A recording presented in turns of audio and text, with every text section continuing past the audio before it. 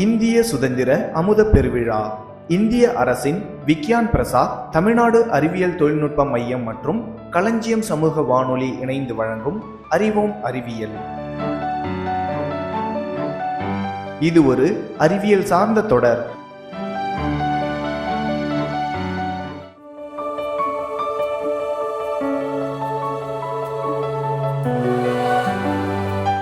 காலில் மெட்டி அணிகிறாங்க இல்லையா, அந்த மெட்டி எதுக்காக அணிகிறாங்க அப்படின்றத சொல்கிறேன். அதாவது நம்ம அணிகலன்கள் அணிஞ்சிட்ருக்கோம் இல்லையா, அது ஒவ்வொன்றுத்துக்கான பலன்கள் மாதிரி சொல்கிறேன். எதனால் அணிகிறோம், எதனால் இது போடணும் அப்படின்ற மாதிரி சொல்கிறேன். அதுக்கு முதல்ல காலில் மெட்டி அணிகிறாங்க இல்லையா, அது எதுக்காக மெயினாக அணிகிறாங்க அப்படின்னா, அதை வெளியில் தான் அணியணும். காலில் அந்த மெட்டி அணிகிறது பெண்களோட கருப்பைக்கு ரொம்ப சிறப்புடையதாக இருக்குது. அது என்ன பண்ணும் அப்படின்னா, கருப்பையை நீரை சமநிலையில் வச்சுருக்கோம். அது அவங்களுக்கு ரொம்ப உதவியாக இருக்குது. இன்னொன்று, வெள்ளியில் நீங்கள் அணிகிறதுனால அது என்ன பண்ணும் அப்படின்னா, நோய் தொற்றுலேருந்து ஏற்படாமல் அது உங்களை காப்பாற்றுது. அது உங்கள் காலில் இருக்கும் நரம்புகள்லேருந்து ஊடுருவி உங்கள் கருப்பையை போயிட்டு அடைஞ்சு அது நோய் தொற்று ஏற்படாமல் அது உங்கள் கருப்பையை நல்லா பத்திரமாக பாதுகாத்துக்குது. அதனால தான் காலில் மெட்டி அணியணும் அப்படின்னு சொல்கிறாங்க. அதே மாதிரி சிறு பிள்ளையாக இருக்கும் பொழுது, பெண் குழந்தையாக இருக்கட்டும் இல்லை ஆண் பிள்ளையாக இருக்கட்டும், அவங்களுக்கு என்ன பண்ணுவாங்க அப்படின்னா, கொலுசு அணிஞ்சு விடுவாங்க. அது என்ன பண்ணும் அப்படின்னா, வெள்ளி கொலுசு அணிஞ்சு விடுவாங்க. அது என்ன பண்ணும் அப்படின்னா, அந்த கால் பகுதியில் பின்பகுதி இருக்கும் இல்லையா, அந்த பின்பகுதியில் உள்ள நரம்பை அந்த கொலுசானது போயிட்டு தொடர்ந்து ஒரு புஷ்அப் மாதிரி கொடுத்துட்ருக்கும். அதனால என்ன பண்ணும் அப்படின்னா, அந்த நரம்பு டைரெக்டாக மூளைக்கு போகிறதுனால அது ஒரு புத்துணர்ச்சி ஏற்படுத்தும், உணர்ச்சிகளை கட்டுப்படுத்தும் மெயினாக. அதனால தான் காலில் கொலுசுகளை அணியணும் அப்படின்னு சொல்கிறாங்க.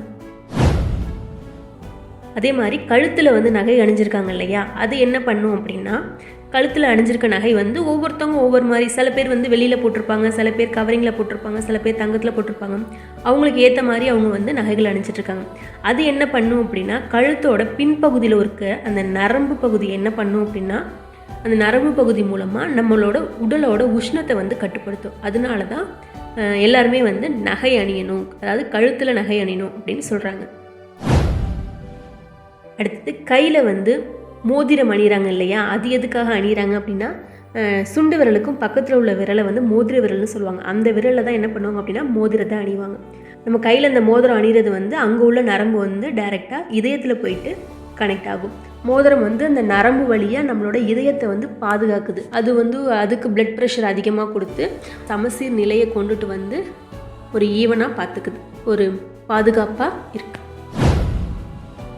நெத்திச்சுட்டி அணிவாங்க இல்லையா தலையில், அது என்ன பண்ணும் அப்படின்னா, தலையிலேருந்து கழுத்து பகுதி வரைக்கும் வர நரம்பை அது தூண்டி விட்டு ஒரு புத்துணர்ச்சியை ஏற்படுத்தும். அதனால தான் நெத்திச்சுட்டி அணியணும் அப்படின்னு சொல்கிறாங்க. பெண்கள் பெரும்பாலும் மூக்குத்தி அணிந்திருப்பாங்க இல்லையா, அது எதுக்காக அணிகிறாங்க அப்படின்னா, அந்த மூக்குத்தி ஆரம்ப காலகட்டத்தில் ஆண்களும் மூக்குத்தி அணிந்திருந்தாங்க. அதுக்கப்புறம் போக போக ஆண்கள் அணியாமல் பெண்கள் மட்டும் அணிஞ்சிட்ருக்காங்க. இந்த மூக்குத்தி அணியறதோட காரணம் என்ன அப்படின்னா, அது நம்ம உடம்புல இருக்கிற கெட்ட வாயுக்களை வெளியேற்றும். அதுதான் மெயினாக மூக்குத்தி அணியறதுக்கு. அது மட்டும் இல்லாமல் பார்வை கோளாறுகள்லாம் எதுவும் இருந்துச்சு அப்படின்னா அதை சரி செய்கிறதுக்காகவும் ஞாபக சக்தியை அதிகரிக்கிறதுக்காகவும் இந்த மூக்குத்தியை அணியணும் அப்படின்னு சொல்கிறாங்க.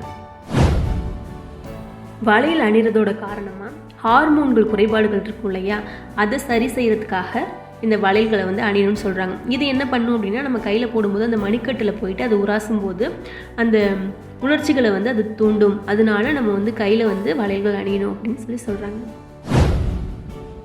தோடு போடுறதோட மெயின் காரணம் என்ன அப்படின்னா, நம்ம தோடு போடுறதுனால அதிலிருந்து நம்ம கண்ணுக்கு செல்லக்கூடிய நரம்பை அது தூண்டி பார்வை குறைபாடு இருந்துச்சு அப்படின்னா அதை சரி செய்கிற வகையில் அந்த நரம்பு வேலை செஞ்சிட்ருக்கு. அதாவது கண் பார்வை கவனிக்கும் திறனை அதிகரிக்க செய்யுது. எல்லா பெண் குழந்தைங்களுக்கும் நகை போடுறதுக்கு ரொம்ப பிடிக்கும். பட் நம்ம போடுற அந்த நகையை எதுக்காக போடுறோம், அது என்ன வேலை பார்க்கும், எதனால அந்த நகைகளை நம்ம அணியணும் அப்படின்றதுக்கான காரணத்தை பற்றி தான் இதில் நான் உங்களுக்கு சொல்லியிருக்கேன்.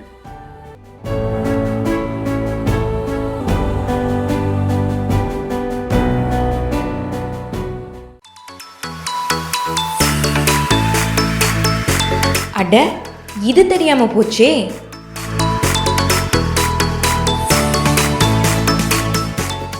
மண்பானையில் உள்ள தண்ணி மட்டும் ஜில்லுன்னு இருக்கே, அதுக்கு என்ன காரணம்?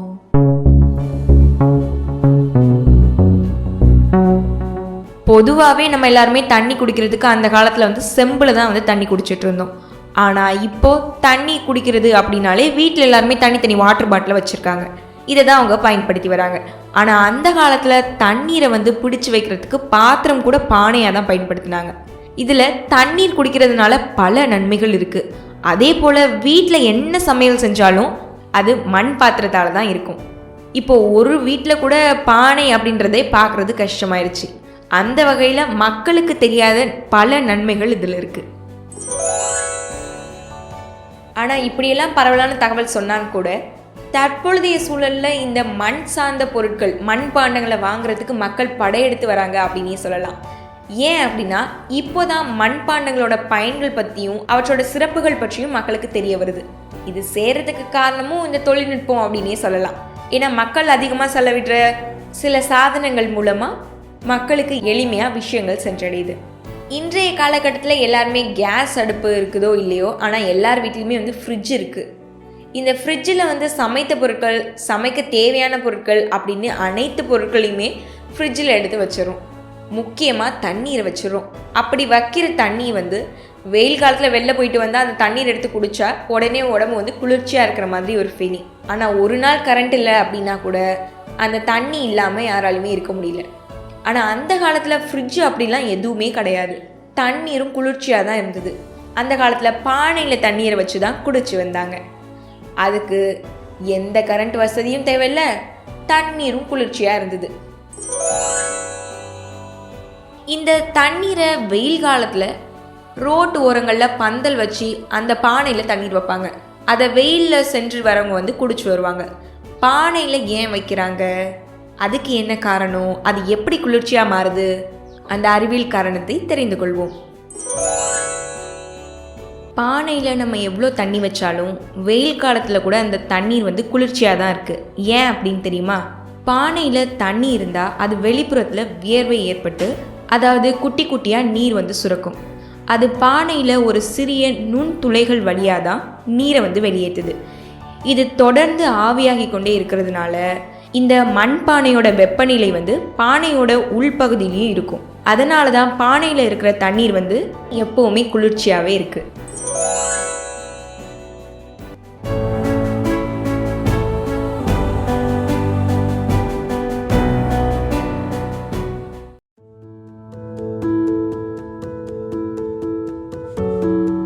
அறிவியல் என்பது அருகில் அல்ல, அண்டம் முழுவதும் ஆளுகின்ற ஒன்று. எத்தனை எத்தனை புதுமைகளடா சிங்கார தேசத்தில்! வானை அறிய சின்னஞ்சிறு பூக்கள் எல்லாம், வானில் ஏறிய விழாக்கோலம், அணுவை கொண்டு கண்கள் காணும் எழில்மிகு சோலைகள் தான் எத்தனை எத்தனை. அறிவியலால் அணுக்களை கூட பரிவர்த்தனை செய்து கொள்வோம் பாறைக்கடியில்.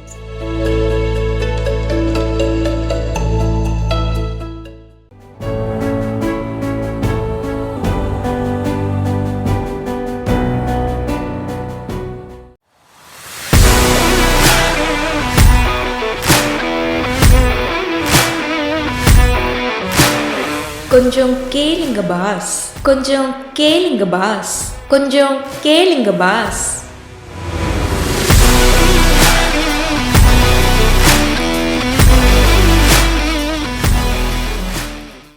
இன்னைக்கு என்ன தெரிஞ்சுக்க போகிறோம் அப்படின்னு பார்த்தீங்கன்னா, ஏசி எப்படி வேலை செய்யுது அதை பற்றி தான் தெரிஞ்சுக்க போகிறோம். கோடை காலத்தில் வெயிலை தணிக்கிற வகையில் பல குடும்பங்களில் இந்த குளிர்சாதன பெட்டியை வந்து வாங்க தீர்மானிக்கிறாங்க. இருந்தாலும் என்ன வகை ஏசியை வாங்குறது அப்படின்றதுல சிறு தடுமாற்றம் ஏற்படுது. பொதுவாக ஏசியில் வந்து விண்டோ ஏசி, ஸ்பிளிட் ஏசி அப்படின்னு 2 வகை ஏசி வந்து இருக்குது. ஏசி அப்படின்றது எப்படி வேலை செய்யுது அப்படின்றத முதல்ல நம்ம தெரிஞ்சுக்கலாம். எந்த வகை ஏசியை வாங்குறது அப்படின்னு உங்களுக்கு குழப்பமானா முதல்ல இந்த ஏசி எப்படி வேலை செய்யுது அப்படின்னு நம்ம முதல்ல தெரிஞ்சுக்கணும். ஒரு திரவம் வாயுவாக மாறும்போது வெப்பத்தை வந்து உறிஞ்சிக்கும் அப்படின்றது தான் அறிவியல். இந்த நடைமுறையை வந்து நிலை மாற்றம் அப்படின்னு சொல்லுவாங்க. ஏசி கருவிகள் இந்த செயல்முறையை பயன்படுத்தி தான் இயக்கப்படுது. நெருக்கமாக அமைக்கப்பட்ட கம்பி சுருள்களில் வேதியியல் பொருட்கள் வந்து தொடர்ந்து ஆவியாகிறது மூலமாக குளிர்ச்சியை உண்டாக்குது. இந்த வேதியியல் பொருட்களை குளிர்விப்பான் அப்படின்னு சொல்கிறோம். அது சரி, இந்த குளிர்விக்கும் பொருட்கள் வந்து தொடர்ந்து இருப்பு இருந்துக்கிட்டே இருக்கணுமே, நமக்கு தெரிஞ்சு குளிர்சாதன பெட்டியில் நம்ம ஒவ்வொரு வேதியியல் பொருட்களையும் நம்ம வந்து அவ்வப்போது நிரப்புறது கிடையாதே அப்படின்னு கேட்டால் அதற்கான விடை இதுதான். உருவான வாயுவை மீண்டும் திரவமாக்குறதுக்கும் அதே கருவியிலேயே வழிவகை செய்யப்பட்டிருக்கு. அதை செய்து குளிர்சாதன பெட்டியில் உள்ள காற்றை அழுத்தி வாயு வந்து மிகவும் உயர் அழுத்தத்துக்கு உள்ளாக்குது. அவ்வப்போது நிறைய வெப்பநிலை வந்து வெளியேற்றப்படுது. இந்த வெப்பம் செரிகலன்கள் மூலமாக மற்றொரு மின்விசிறி மூலமாகவும் வெளியேற்றப்படுது. அதனால தான் ஏசி கருவியோட வெளிப்புறத்தில் வெப்ப காற்றை வந்து நம்மளால் உணர முடியுது. வாயு இப்படி குளிர்விக்கப்பட்டு மீண்டும் திரவமாக்கப்படுகிறது. மீண்டும் இந்த சுற்றுகள் வந்து தொடர்ந்து நடைபெறுது. இதுலேருந்தே உங்களுக்கு புரியும் அப்படின்னு நினைக்கிறேன். வெளியில் உள்ள காற்றை ஏசி கருவிகள் வந்து குளிரூட்டி அறைக்கு வந்து அனுப்புறது கிடையாது. அறைக்குள்ளேயே இருக்கிற வெப்பநிலை காற்று தான் குளிர்விக்கப்பட்டு மீண்டும் வந்து நம்ம வந்து அடையுது.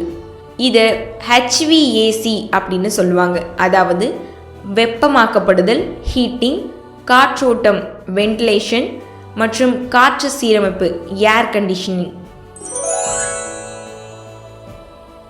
இப்போ விண்டோ ஏசி மற்றும் ஸ்பிளிட் ஏசி ஆகியவற்றோட வேறுபாடு என்ன அப்படின்னு நம்ம தெரிஞ்சுக்கலாம். விண்டோ ஏசி அப்படின்றது பெயர்லே இருக்கிறது மாதிரி ஜன்னல்களில் பொருத்தப்படுறது. ஒரே பகுதி தான் அறைக்குள்ளேயே அனைத்து பாகங்களும் இருக்கும். விண்டோ ஏசியை பொருத்துறது ரொம்பவே எளிது. இது விலையும் கொஞ்சம் குறைவு. மற்றொரு ஏசியை கம்பேர் பண்ணும்போது இது விலையும் குறைவு. ஸ்பிளிட் ஏசியில் 2 யூனிட்டுகள் இருக்குது. ஒன்று அறைக்குள்ளேயும் மற்றொன்று வெளியிலையும் பொருத்தணும். உள்பகுதி அறையில் உள்ள வெப்ப காற்றை இழுத்து குளிர்காற்றை வந்து அனுப்பும். வெளியில் இருக்கிற பகுதி வெப்பமான காற்றை வந்து வெளியேற்றும். ஸ்பிளிட் ஏசி குறைவான இடத்தையே வந்து அடைச்சிக்கும். சத்தம் வந்து போடாது. ஜன்னலே இல்லாத அறையிலையும் இதை நம்மளால் பொருத்த முடியும். ஏசி வாங்கும்போது நம்ம சிலவற்றை வந்து கவனம் செலுத்தணும். வீட்டோட வெளிப்புற வெப்பநிலை வந்து தாறுமாறாக இருந்தால் கூட வெளிப்புற பகுதியை நம்ம மூடி வைக்க வேண்டியது அவசியம் கிடையாது. ஒரே ஸ்பிளிட் ஏசியை வந்து பல அறைகளுக்கு பொருத்த முடியும். ஆனால் அப்படி செய்யும் போது ஒரு கட்டத்துக்கு மேலே குளிர்விக்கும் தன்மை வந்து குறைஞ்சிரும். ஸ்பிளிட் ஏசியை பொருத்தும் போது சுவரை வந்து துளை போட வேண்டியிருக்கும். சில வீடுகளில் இதுக்கான அனுமதி வந்து மறுக்கப்படுது. சொந்த வீடாக இருந்தால் வச்சுக்கலாம். நம்மளோட அறைக்கு தகுந்தாற் போல் குளிர்சாதன பெட்டியை வந்து தேர்ந்தெடுக்கணும். உங்கள் வீட்டில் எவ்வளவு பேர் இருக்காங்க அப்படின்றதையும் கணக்கில் வச்சுக்கணும். அறையில் நிறைந்த பொருட்களை வந்து அடைச்சி வச்சுருந்தா அதையும் கவனத்தில் கொள்ளணும். ஏன் அப்படின்னா ஏசியால் அறைக்குள்ளே உள்ள ஒவ்வொரு பொருளும் குளிர்விக்கப்படும். அதனால் அடைசல் குறைவாக இருந்தால் ஏசிக்கு செலவும் மின்சாரமும் குறைவாக இருக்கும். அறையில் ஒரே சமயத்தில் பல விளக்குகளை வந்து ஆன் செய்யும் பழக்கம் உண்டு அப்படின்னா அத்தனை வெப்பத்தையும் இழுத்து கொள்ள வேணும். அப்படின்றதால சற்று அதிக சக்தி வாய்ந்த குளிர்சாதன பெட்டி தேவைப்படும். அதே நேரம் சூரிய வெப்பம் படும் அறை அப்படின்னா இதே நியதி தான். ஏசி வாங்கும்போது EER என்பதை கவனத்தில் கொள்ளணும்.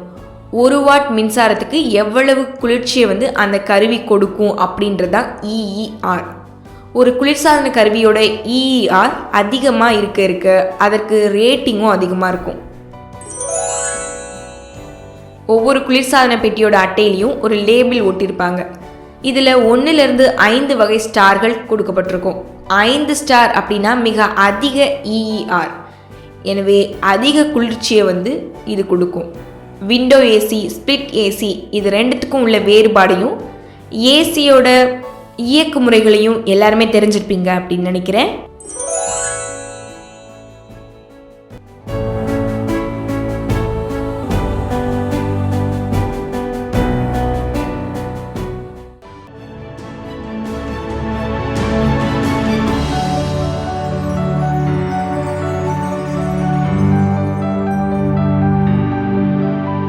என்ன நேயர்களே, தொடர்ந்து இந்த நிகழ்ச்சியை கேளுங்கள். நீங்கள் கேட்டுக்கொண்டிருப்பது களஞ்சியம் சமூக வானொலி பண்பலை 90.8.